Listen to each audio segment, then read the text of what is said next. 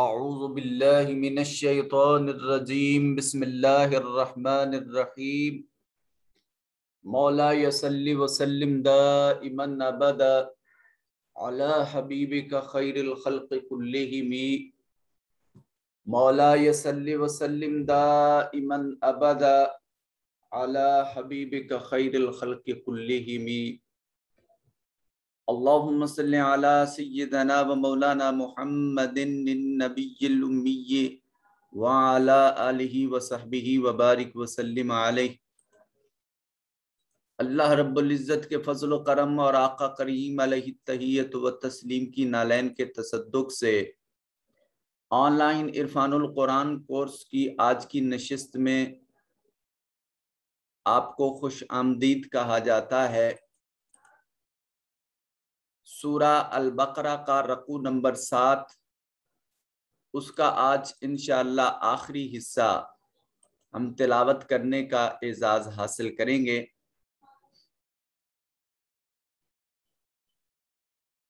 جس میں ہم نے یہ یہاں تک پڑھ لیا تھا اور اس کے بعد کا جو حصہ ہے وہ آج تلاوت کرنے کا اعزاز حاصل کرتے ہیں۔ تو بلا تاخیر آج کے اس حصہ کی طرف بڑھتے ہیں۔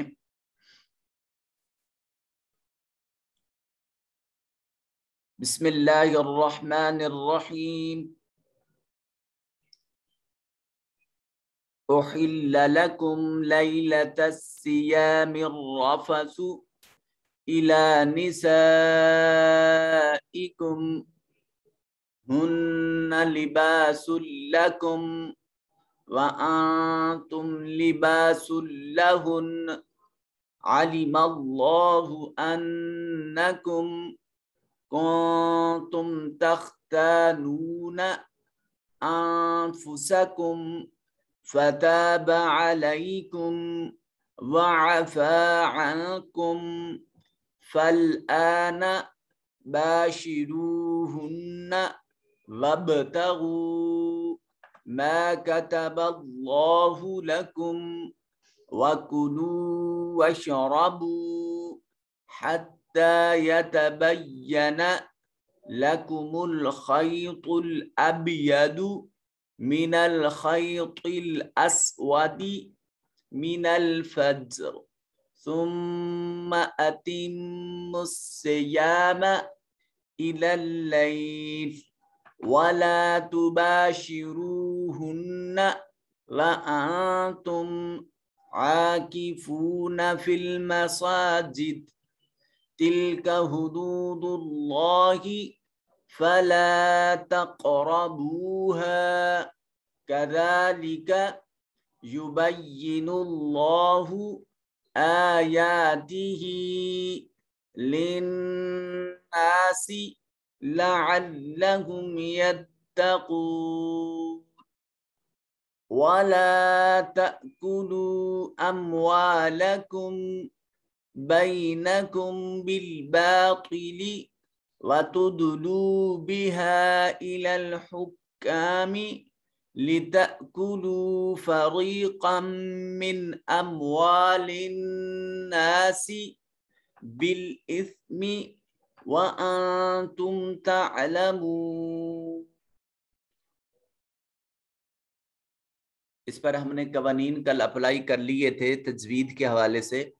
میں کچھ حصے آپ کے گوش گزار دوبارہ کر دیتا ہوں۔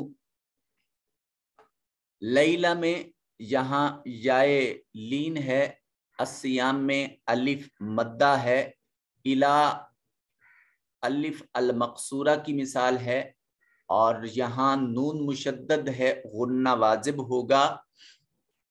لباس لکم میں سین کے اوپر تنوین ہے اور اس کے بعد یرملون میں سے لام ہے، ادغام تام ہو رہا ہے، ادغام بغیر غنہ کے ہو رہا ہے، اور یہاں انتم میں نون ساکن کے بعد تا حروف اخفا میں سے ہے، یہاں اخفا ہو رہا ہے۔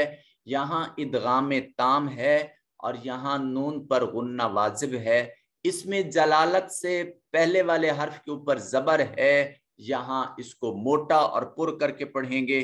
اس کو مفخم پڑھنا کہا جاتا ہے، آگے اس کو ڈیٹیل سے ہم دیکھ لیں گے. نون مشدد ہے، غنہ واجب ہے. یہاں نون ساکن کے بعد تا حروف اخفا میں سے تا ثا جیم دال زال را سین شین صاد ضاد طا ظا فا قاف کاف، یہ حروف اخفا تھے. نون ساکن یا نون تنوین کے بعد جب ان حروف میں سے کوئی ایک حرف آتا تو نون کو اپنے مخرج میں چھپا کر پڑھا جاتا. یہاں نون ساکن کے بعد فا حروف اخفا میں سے ہے، یہاں بھی اخفا ہوگا. علیکم میں یائے لین ہے، اور یہاں نون ساکن کے بعد کاف حروف اخفا میں سے ہے، یہاں بھی نون کو مخرج میں چھپا کر پڑھیں گے. اور یہاں نون مشدد ہے، غنہ واجب ہوگا. با ساکن ہے، قطب جدن قاف طا با جیم دال. ان 5 حروف کا حکم یہ ہے کہ جب یہ ساکن آ جائیں تو پھر آواز ان کے مخرج سے لگ کر ٹکرا کر واپس پلٹے، اس کو قلقلہ کہتے تھے. یہاں با ساکن ہے، قلقلہ کریں گے. اور یہاں اس میں جلالت سے ماقبل حرف کے اوپر زبر ہے، اس لیے اس میں جلالت کے لام کو موٹا اور پر کر کے پڑھا جائے گا. خیت میں یا ساکن ہے اور اس سے پہلے والے حرف کے اوپر زبر ہے، یہاں اس کو یائے لین کہا جائے گا. اب ید میں با کے اوپر قلقلہ ہے، خیت میں پھر اسی طرح یائے لین ہے، نرمی سے اور ایک الف کی مقدار لمبا ادا کر کے اس کو پڑھیں گے. فجر میں جیم ساکن ہے، یہاں بھی قلقلہ واجب ہے. میم مشدد ہے، غنہ واجب ہے، یہاں بھی میم مشدد ہے، غنہ واجب ہے. اور یہاں نون مشدد ہے، غنہ واجب ہے. نون ساکن کے بعد تا حروف اخفا میں سے، یہاں نون کو اپنے مخرج میں چھپا کر ادا کریں گے. فی المساجد وقف کی حالت میں دال ساکن ہوگی، تو جب دال ساکن ہوگا تو یہاں غنہ اپنا قلقلہ واجب ہے. حدود اللہ، اس میں جلالت کا ماقبل مضموم ہے، ضمے والا ہے، پیش والا ہے، یہاں بھی لام کو موٹا کر کے پڑھیں گے. تقربوہا، قاف، قاف جس کو ہم موٹا کر کے پڑھتے ہیں قاف، یہ ساکن ہے، قلقلہ ہوگا. اور اس میں جلالت کا ماقبل مضموم ہے، یہاں اس میں جلالت کے لام کو موٹا اور پر کر کے پڑھیں گے. تو دلو میں دال ساکن ہے، یہاں بھی قلقلہ واجب ہوگا. فریقم نون تنوین کے بعد حروف یرملون میں سے میم ہے، ادغام بالغنہ ہوگا. اور ادغام کی دوسری قسم یہاں یہ ناقص ہے کہ جہاں پہلے والے حرف کی صلاحیت، اس کی پروننسیشن اور اس کا تلفظ ملاتے وقت برقرار رہتا ہے، اس وجہ سے اس کو ادغام میں ناقص یا ادغام بالغنہ قرار دیا جاتا ہے. اموال الناس میں دیکھیے نون مشدد ہے، غنہ واجب ہوگا. نون ساکن کے بعد تا حروف اخفا میں سے ہے، تو یہاں نون کو اپنے مخرج میں چھپا کر پڑھیں گے. یہ چیز آپ کے اپنے لائق ہے، آپ اس کو دیکھ سکتے ہیں. جی تو گرامر لفظی اور با محاورہ ترجمہ میں ہم آیت نمبر غالباً 185 تک بلکہ 86 تک ہم پڑھ چکے تھے. یہ دعا کی آیت ہم تلاوت کر چکے تھے، مگر اس کو ایک بار پھر دیکھ لیتے ہیں اور اس کے بعد انشاءاللہ اس رکوع کو مکمل کریں گے. واو اور اذا جب اسم ظرف زماں ہے، وقت پر دلالت. سألا، سألا یسألو سؤالن، اس کا مطلب ہوتا ہے پوچھنا، سوال کرنا. ہم عام بول چال میں کہتے ہیں ہاں بھئی آپ کا سوال کیا ہے، اسی سے ہے سألا، سوال کیا، پوچھا. فعل ماضی واحد مذکر غائب، قاف ضمیر اس کے ساتھ واحد مذکر حاضر کی اس کے ساتھ جڑی ہوئی ہے، یہ ضمیر متصل ہے. کا کما کم، تیسری انگلی کا پہلا پورا کا. وَإِذَا اور جس وقت سآلا سوال کیا کا آپ سے، اے محبوب جب یہ آپ سے سوال کریں، کون؟ عبادی، عباد عبد کی جمع ہے، عبد کی جمع کیا ہے؟ عباد، اور یہاں جو یا ہے یہ نسبت کی ہے، یا یوں کہہ لیں کہ یہ واحد متکلم کی ضمیر یہاں متصل ہے۔ عبادی میرے بندے، ان کے بارے میں چھوٹی یا مجھ سے، میرے، انی میرے بارے میں، میرے بندے آپ سے سوال کریں جب جس وقت، فا پس، انی انا اور انا تحقق تو کے معنی میں استعمال ہوتا ہے، بے شک میں، فانی بے شک میں، قریب بہت قریب ہوں۔ اب دیکھیے کتنا محبت بھرا جملہ ہے۔ اللہ کریم تاجدار کائنات صلی اللہ علیہ وآلہ وسلم سے فرما رہے ہیں، اے میرے مصطفیٰ جب تیری بارگاہ میں میرے بندے آ جائیں اور پھر وہ میرے بارے میں پوچھیں تو آپ فرما دیجئے کہ میں بہت قریب ہوں۔ اللہ اکبر۔ اللہ نے یہ نہیں کہا کہ مصطفیٰ میرے بندوں کو میری بارگاہ میں بھیجنا، نہیں، فرمایا میرے بندے آئیں گے تیری بارگاہ میں، وہ متلاشی ہوں گے میرے، مگر تو نے ان کو اپنے دروازے سے دھتکارنا نہیں ہے، تو نے اپنے دروازے سے ان کو موڑنا نہیں ہے۔ حقیقت میں جو بارگاہ ہے مصطفیٰ میں آئے گا وہی اللہ کی بارگاہ ہوگی۔ جس طرح رسول کی اطاعت اللہ کی اطاعت ہے، جس طرح رسول کی فرما برداری اللہ کے فرمان کی برداری ہے، جس طرح رسول سے محبت اللہ سے محبت ہے، اسی طرح بارگاہ رسالت تک کی رسائی بارگاہ خدا تک کی رسائی ہے۔ یہ میں نہیں کہہ رہا، یہ دیکھیے قرآن مجید کے جملے ہیں، وَإِذَا، اور جب جس وقت سَأَلَ کا آپ سے سوال کریں، محبوب آپ سے پوچھیں، عبادی میرے بندے، اب میرے بندوں میں یہ طاقت تو نہیں ہے کہ وہ براہ راست میں احکم الحاکمین سے مخاطب ہو جائیں، یہ میرے بندوں میں قوت نہیں ہے کہ وہ براہ راست میری بارگاہ سے فیض اکتساب کر سکیں، وہ میری بارگاہ تک رسائی کے لیے وہ آپ کا وسیلہ تلاش کریں گے، وہ بارگاہ نبوت میں آئیں گے، وہ بارگاہ رسالت میں آئیں گے، وہ بارگاہ محمد مصطفیٰ صلی اللہ علیہ وسلم میں آئیں گے، اور جو آپ کے پاس آ جائیں پھر ان سے کو تسلی دیجئے گا، پھر ان کو تشفی دیجئے گا، پھر ان کی ڈھارس بندھائیے گا۔ فَإِنِّي قریب، اے میرے بندے کسی مصیبت میں تم گرفتار ہو جانا تو پھر اغیار سے کوئی بھی کسی طرح کی توقع نہ رکھنا، اس لیے کہ میں اپنے بندے کے بہت قریب ہوں۔ وَنَحْنُ أَقْرَبُ إِلَيْهِ مِنْ حَبْلِ الْوَرِيدِ، اور پھر ایک جگہ ارشاد فرمایا کہ اللہ اپنے بندے کے دل میں، اللہ اپنے بندے کے دل میں حائل ہو جاتا ہے، بندہ اور اس کے دل کے درمیان حائل ہو جاتا ہے۔ تو اللہ کریم کی ذات اپنی قربت کا تذکرہ بھی ربط رسالت کے ساتھ فرما رہے ہیں۔ اجیبو، میں قبول کرتا ہوں، میں جواب دیتا ہوں، دعوت پکار کا، دعا کا، داعی جب کوئی پکارنے والا پکارتا ہے، اذا جس وقت دعان وہ پکارے، جب بھی کوئی دعا مانگنے والا دعا مانگتا ہے، جب بھی کوئی پکارنے والا مجھے پکارتا ہے، جب بھی کوئی آواز لگانے والا مجھے آواز لگاتا ہے، تو اجیبو، میں اس کی دعا کا، اس کی ندا کا، اس کی پکار کا جواب دیتا ہوں۔ اللہ اکبر۔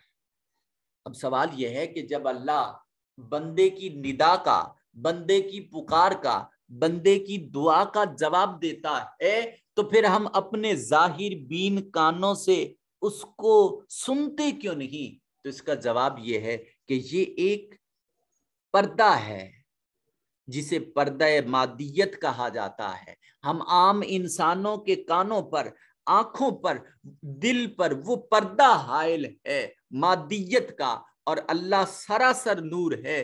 اللہ نور السماوات والارض، مادیت اور نورانیت یہ دونوں آپس میں مختلف چیزیں ہیں۔ سو مادیت کے غلبے کی وجہ سے اور روحانیت کے فقدان کی وجہ سے اللہ کے اس جواب کو ہم انسان سنتے نہیں ہیں۔ ہاں، ہم اس کی رحمت کے اس جوڑ کو اس انداز میں دیکھتے ہیں کہ ہمارا مصیبت سے نکلنے کے لیے کوئی سبب پیدا ہو جاتا ہے، کوئی اللہ امر پیدا کر دیتا ہے، کوئی سبب پیدا کر دیتا ہے، اور وہ سبب ہمیں جس مصیبت سے نجات دلا رہا ہے حقیقت میں وہ پروردگار عالم کی طرف سے اس بندے پر اتاری جانے والی نعمت اور رحمت ہے۔ فَلْيَسْتَجِيبُوا لِي، پس استجابہ یستجیبو کا مطلب ہوتا ہے فرما برداری کرنا۔ پس ان کو چاہیے، کن کو؟ میرے بندوں کو چاہیے، یستجیبوا لی، وہ بھی فرما برداری اختیار کریں۔ کیسے؟ وَلْيُؤْمِنُوا بِی، وہ مجھ پر پختہ یقین رکھیں۔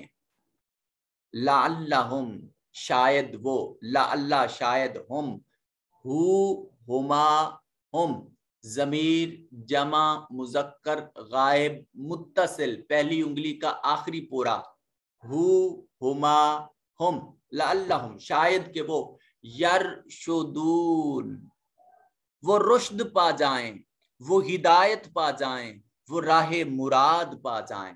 تو اس کا مطلب یہ ہے کہ کامیابی کے لیے اللہ کی فرما برداری ضروری ہے، مالک کی ذات اقدس پر پختہ یقین ضروری ہے۔ جس کے دل میں ربط رسالت اور تعلق بالرسالت ہو، پھر وہ خدا پر یقین رکھے، وہ شخص کبھی بھی ناکام نہیں ہو سکتا، نامرادی اسے چھو بھی نہیں سکتی، اس لیے کہ اللہ اور اس کے رسول سے اس کا ربط مضبوط ہو چکا ہے، رشتہ مضبوط ہو چکا ہے۔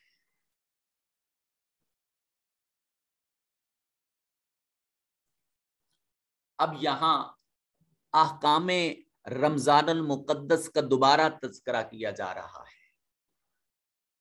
اب یہاں ایک اور لطیف بات دیکھیے آیات کے تسلسل میں، کہ پہلے روزے کی بات ہو رہی تھی، پھر احکام روزہ کی بات ہوئی، پھر اسی رمضان کے توسل سے نزول قرآن کی بات ہوئی، پھر اللہ پاک بڑے موٹیویشنل انداز میں ہمیں تیار کرتے ہوئے اور عبادت پر ابھارتے ہوئے پروردگار عالم آسانی کی بات کرتے ہیں، اور یہیں پر وہ اپنی قربت کا تذکرہ کرتے ہیں۔ گویا یہ سبھی ثمرات روزے کی برکت سے ہیں، یہ سبھی ثمرات رمضان المقدس کی برکت سے ہیں، یہ سبھی ثمرات نزول قرآن کی برکت سے ہیں۔ گویا قرآن، رمضان اور تاجدار کائنات صلی اللہ علیہ وآلہ وسلم، یہ سبھی معاملات باہم ایک دوسرے کے ساتھ یوں جڑے ہوئے ہیں کہ ان میں سے کسی ایک کا دامن بھی نہیں چھوڑا جا سکتا۔ اب احکام رمضان اور رات کے وقت جو اس کے احکام ہے، ازدواجی زندگی میں جو احکام ہے، ان کا تذکرہ قرآن مجید فرما رہا ہے۔ احلا، حلا یحلو کا مطلب ہوتا ہے حلال کرنا۔ احلا، حلال کر دیا گیا ہے، لکم تمہارے لیے، لیل رات کو، الصیام روزوں کی رات کو، تمہارے لیے روزوں کی رات میں حلال ہے کیا چیز؟ الرفث، اپنی زوجہ کے ساتھ رات بتانا، یہ تمہارے لیے حلال کر دیا گیا ہے۔ الا، طرف، نسائکم، تمہاری عورتوں کے، تمہارے لیے روزوں کی راتوں میں اپنی بیویوں کے پاس جانا حلال کر دیا گیا ہے۔ یہ قرآن مجید کی نص ہے۔ اصحاب کرام رضوان اللہ تعالی علیہ مجمعین میں سے کچھ احباب ایسے تھے جن کو اوائل اسلام میں رمضان المقدس کی راتوں میں وہ اپنی بیویوں کے پاس چلے گئے اور حقوق زوجیت ادا کر دیے، بارگاہ رسالت مآب صلی اللہ علیہ وآلہ وسلم تک یہ بات پہنچی، کیونکہ اس سے پہلے ایسا کرنا جائز نہیں تھا، تو بتقاضۂ بشریت اور غلبہ بشریت کو دیکھتے ہوئے اللہ کریم نے تاجدار کائنات صلی اللہ علیہ وسلم کے توسل سے اس حکم میں نرمی فرما دی اور ارشاد فرمایا کہ چونکہ روزہ دن کے وقت ہوتا ہے اور رات کے وقت کا روزہ نہیں ہوتا، اور جو لوگ جو ہے وہ رمضان کے احترام میں ایسا نہیں کرتے، وہ تو تقوی کے بہت قریب ہے، مگر جو جانا چاہے، جس پر بشریت کا غلبہ ہو اور وہ اس تقاضے کو پورا کرنا چاہے، تو بوسیلہ تاجدار کائنات صلی اللہ علیہ وسلم تم پر حلال کر دی گئی ہیں تمہاری بیویاں۔ سو اللہ نے اس حکم میں نرمی اختیار فرما دی اور اجازت مرحمت فرما دی کہ رمضان المقدس کی راتوں کے دوران بھی اگر شوہر یہ چاہتا ہے تو وہ بیوی کے حقوق زوجیت ادا کر سکتا ہے۔ یہ امر ان دونوں کے لیے اللہ نے حلال کر دیا ہے۔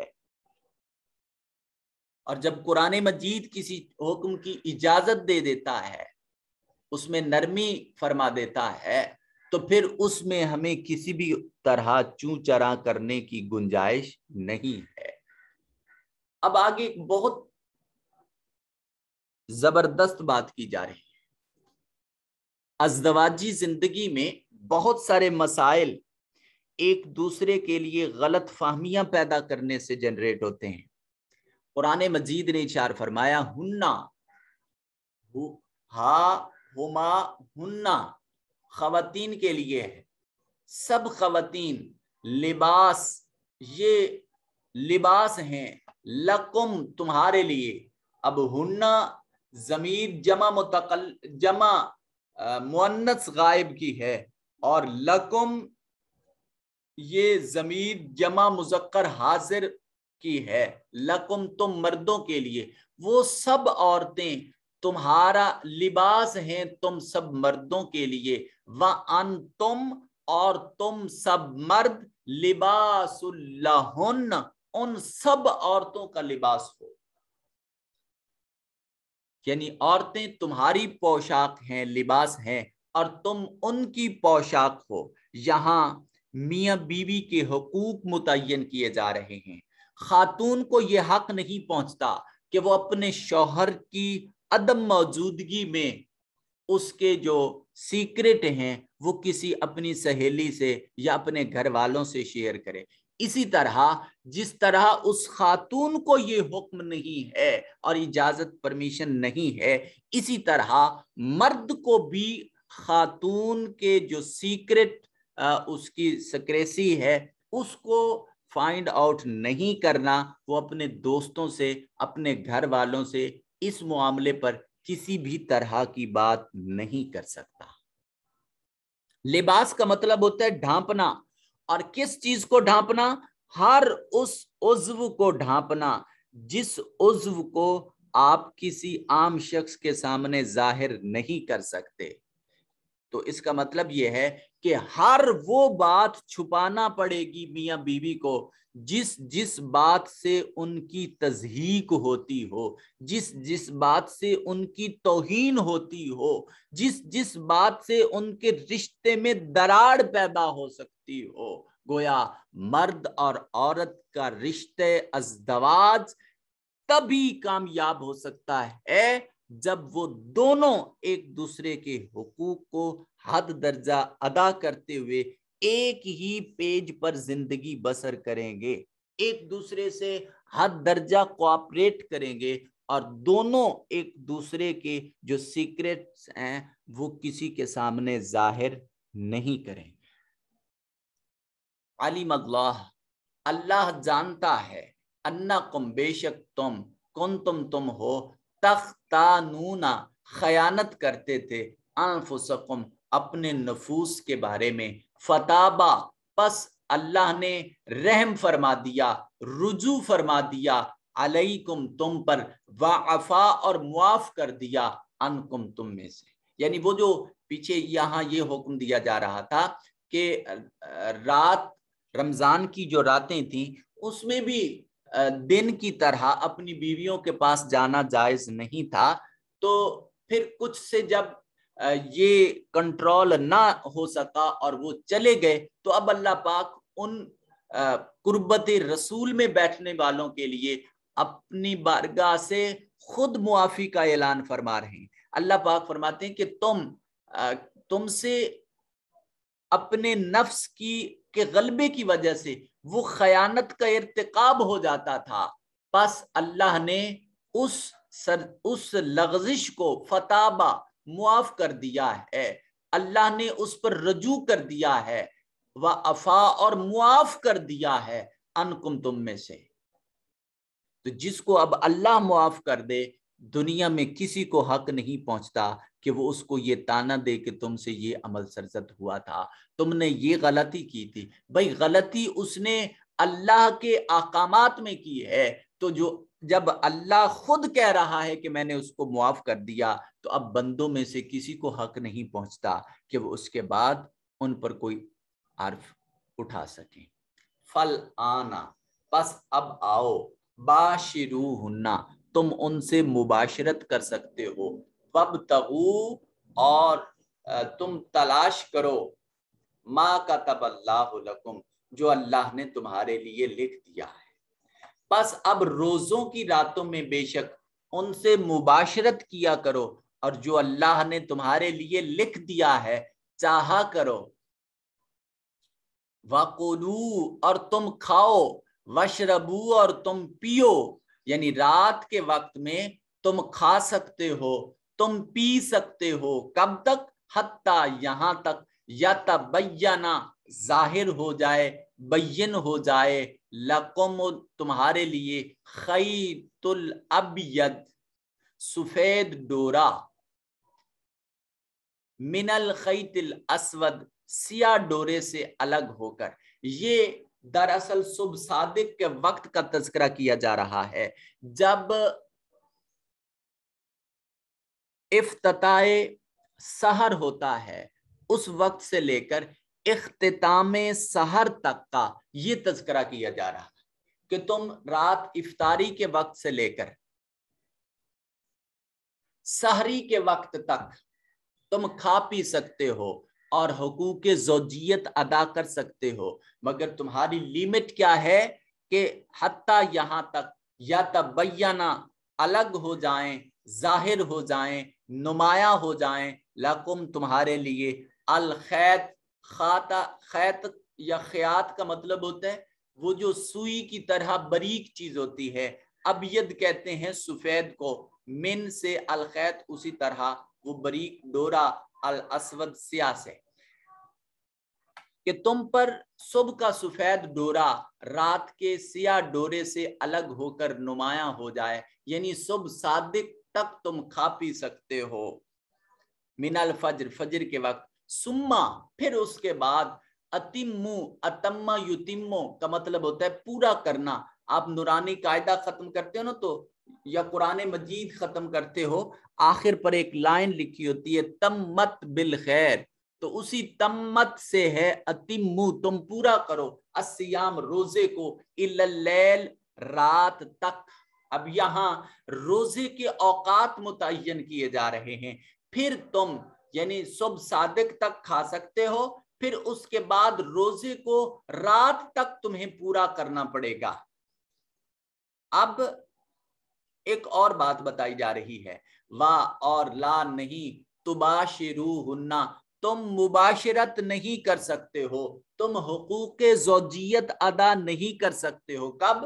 وانتم، اس حال میں، عاکفون، کہ جب تم مسجدوں میں اعتکاف بیٹھ جاتے ہو، خاتون اپنے گھر کی مسجد میں اور مرد اپنے محلے کی مسجد میں اعتکاف کرے گا، دوران اعتکاف میاں بیوی حقوق زوجیت و مباشرت ادا نہیں کر سکتے، نہ رات کو، اور دن کو تو ویسے ہی روزہ ہونا یہ امر حلال نہیں ہے، تو رات کی تاریکی میں یہ چاہیں تو جیسے وہ پیچھے بتایا جا رہا تھا، اس حکم میں یہ مزید الگ کر دیا کہ حالت اعتکاف میں وہ جو تم نفلی اعتکاف کرو یا سنت والا اعتکاف کرو، ہر دونوں حالتوں میں بصورت اعتکاف تم حقوق زوجیت ادا نہیں کر سکتے ہو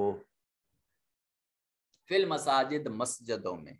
تل کا یہ حدود اللہ، اللہ کی حدود ہیں، یہ اللہ نے قوانین متعین کر دیے ہیں۔ فلا تقربوها، تم ان حدوں کے قریب ہی نہ جاؤ۔ اچھا، یہاں اللہ نے حد توڑنے کی بات نہیں کی، حد کے قریب جانے کی بات کی ہے۔ بڑی لطیف بات یہ ہے کہ فرمایا کہ تم جب حد کے قریب قریب پہنچ جاؤ گے تو حد کے ٹوٹنے کا خدشہ زیادہ ہوگا، لہٰذا تم حدود اللہ کے قریب تک نہ جانا کہ کہیں اللہ کی حد ٹوٹ نہ جائے، اس سے پیچھے پیچھے رہنا۔ کذالک، ایسے ہی یبین اللہ، اللہ بیان فرماتا ہے آیات ہی، اپنی آیتیں، للناس، لوگوں کے لیے، لعلہم، شاید کہ وہ، یتقون، پرہیزگاری اختیار کریں۔ اللہ کا اس طرح کھول کھول کر مسائل کا تذکرہ کرنا صرف اس لیے ہے کہ انسان کا ظاہر کی طرح اس کا باطن بھی پاک ہو جائے، تصفیہ نفس اور تزکیہ قلب نصیب ہو جائے، اور وہ شخص اللہ کی قربت میں چلا جائے، وہ اس پر حیوانیت کا، اس پر مادیت کا، اس پر بشریت کا پردہ یہ غالب نہ آئے، بلکہ روحانیت کا احیاء ہو، اور وہ قلب کی روشنی کے ساتھ بارگاہ رسالت مآب صلی اللہ علیہ وسلم تک رسائی حاصل کر سکے، اور وہ اللہ کے نور ہدایت سے اپنے قلب کو منور کر سکے۔ آگے ہمارا ایک معاشرتی مسئلہ، اس کا تذکرہ کیا جا رہا ہے، جس کو آج کے زمانے میں بہت حد تک دیکھا جا سکتا ہے۔ اسلام آج سے 1400 سال قبل، آج جو معاشرہ احکام معیشت اور معیشت پر ریسرچ کر کے اپنی معیشت کو بلند کرنا چاہ رہے ہیں، تمام حکومتیں اگر اسلام کی طرف راغب ہو جائیں تو احکام معیشت اسلام نے 1400 صدیاں قبل پیش کر دیے۔ 1400 سال کا پہلے یہ اسلام نے احکام معیشت ہمیں عطا کر دیے۔ کاش ہمارے ملک کی معیشت بھی اسلام کے اصول معیشت کے تابع ہو جائے، اور وہ کیا ہے کہ ولا، اور نہ، تاکلو، تم کھاؤ، اموال، مال کی جمع اموال، کم، اپنے، اور تم اپنے اموال کو نہ کھاؤ، بین، درمیان، کم، اپنے، تم اپنے اموال کو اپنے درمیان نہ کھاؤ، کیسے؟ بالباطل، باطل طریقوں سے۔ بھئی مال جب اپنا ہے تو پھر اس کا کھانا باطل کیسے ہو سکتا ہے؟ تو جب مال اپنا ہے تو اس اپنے مال کا کچھ طریقے استعمال ایسا ہوگا کہ اپنا مال ہوگا مگر وہ باطل ہو جائے گا۔ کب؟ وَتُدْلُو، اور تمہارا پہنچانا، بہا، اس کو، کس کو؟ اموال کو، الی الحکام، حاکموں کی طرف، اور نہ مال کو بطور رشوت حاکموں تک پہنچایا کرو۔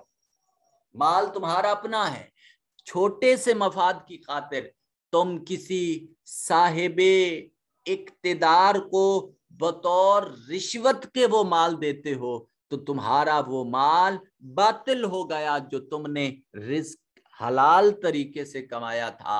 اب اس چھوٹے اور جھوٹے فائدے کی خاطر تمہارا وہ مال باطل ہو چکا ہے۔ الراشی والمرتشی کلاہما فی النار، تاجدار کائنات صلی اللہ علیہ وسلم نے فرمایا رشوت لینے والا، رشوت دینے والا دونوں جہنمی ہیں۔ اس سے معاشرے کے تیسرے فرد کے حق کا استحصال ہوتا ہے جو میرٹ پہ آ رہا تھا، جس کا حق تھا وہ چیز، اور ہم پیسوں سے حاکموں کو خرید کر ان سے غلط فیصلے لے لیے، تو یہ مال باطل طریق. اور اس میں دیکھیے کتنے لوگوں کی خرابی ہوگی. ایک چیز کے حصول، ناجائز حصول کے لیے 3 گھر ہلاکت میں چلے گئے. ایک وہ پیسے دینے والا، دوسرا وہ افسر مجاز جو پیسے لے رہا ہے، اور تیسرا وہ مستحق جو اصل اس ویکنسی کا حقدار تھا، اصل اس چیز کا حقدار تھا. جب وہ حق سے محروم ہو گیا تو اس سے بھی زیادتی ہوئی، حاکم سے بھی زیادتی ہوئی، اور جس نے حاکم کو ابھارا اس سے بھی زیادتی. تو یوں ہم ایک دوسرے سے زیادتیاں کر کے، ظلم کر کے اپنی معیشت کو برباد کر رہے ہیں. اسی طرح حکومت جو کک بیک لیتی ہے، منصوبے دیتی ہے، اور پھر جو منصوبے لینے والے ہوتے ہیں ان سے کمیشن وصول کرتی ہے، جس کی وہ کوئی حقدار نہیں ہے. کوئی ادارہ اس طرح کا حقدار نہیں ہے. یہ بھی باطل طریقے ہیں. اب جس سے کک بیک جتنا لیا جائے گا وہ اس امر کو صحیح طور پر انجام نہیں دے گا، اس سے وہ ڈنڈی مارے گا، جس سے عوام کا استحصال ہوگا. عوام کی وہ پراپرٹی 100% ریئلٹی کے ساتھ تیار نہیں ہوگی، تو اس سے بھی معیشت کو نقصان پہنچے گا، اس سے بھی بربادی نکلے گی. تو دیکھیے اسلام کتنا پاکیزہ دین ہے جو ہر معاملے میں ہماری رہنمائی کرتا. مگر ہم ہیں کہ ہمیں فرصت نہیں ملتی غم دنیا سے، ہمیں فرصت نہیں ملتی اپنے احکام سے نکلنے کی، ہمیں فرصت نہیں ملتی اپنی ذات سے نکلنے کی، ہمیں فرصت نہیں ملتی وبال دنیا سے نکلنے کی، ہمیں فرصت نہیں ملتی جنجال دنیا سے نکلنے کی. قرآن تو کھول کھول کر ہماری ہدایت کے سبھی راستے ہمیں دکھا رہا. الحکام، حاکموں کی طرف، لِتَأْكُلُوا تاکہ کھائیں، فریقاً ایک گروہ، من اموال الناس لوگوں کے علم اموال سے، بالاسم گناہ کے طریقے سے، وَأَنْتُمْ تَعْلَمُونَ حالانکہ تمہیں اس کی اصل حقیقت کا علم ہوتا ہے. اور تم ایک دوسرے کے مال آپس میں ناحق نہ کھایا کرو، اور نہ مال کو بطور رشوت حاکموں تک پہنچایا کرو، کہ یوں لوگوں کے مال کا کچھ حصہ تم پر بھی ناجائز طریقے سے کھانا یہ تمہارے علم میں ہو، یہ گناہ ہے. جب تم لوگوں کا مال جس کے تم حقدار نہیں ہو یہ کھانا تمہارے لیے گناہ ہے. ڈاکٹر ہے، اس کے پاس میڈیکل ریپ والا تحفہ اس وجہ سے لے کے آ رہا ہے، بڑا بھاری تحفہ لے کے آ رہا ہے کہ یہ ہماری اس میڈیسن کو ایکسپٹ کر دے، اس کو مریضوں کے لیے ریکمینڈ کر دے. اور ڈاکٹر اس کا کوئی حق نہیں ہے، کیونکہ وہ پیشنٹ سے الگ سے فیس چارج کر رہا ہے. وہ میڈیکل ریپ سے اس کی میڈیسن لے کر بجائے اس کے کہ وہ اپنی لیبارٹری میں اس کو ایکسیس کرے، اس پہ تجربہ کرے، اس کا انالیسس کرے، اور پھر اس میں وہ اگر سارے اس کے معاملات اس میں موجود ہیں جن سے وہ میڈیسن تیار ہے، اب اس مرکب اور اس کمپاؤنڈ کو وہ کسی انسانی جسم پر استعمال کرتا ہے اور اس کو ریکمینڈ کرتا ہے. تو ڈاکٹر اگر اتنے سارے پروسیس میں سے نہیں گزرتا اور ایک شارٹ وے یوز کرتا ہے اور وہ فقط ان کے اس تحفے پر بک جاتا ہے اور غلط میڈیسن ریکمینڈ کر دیتا ہے، تو اس سے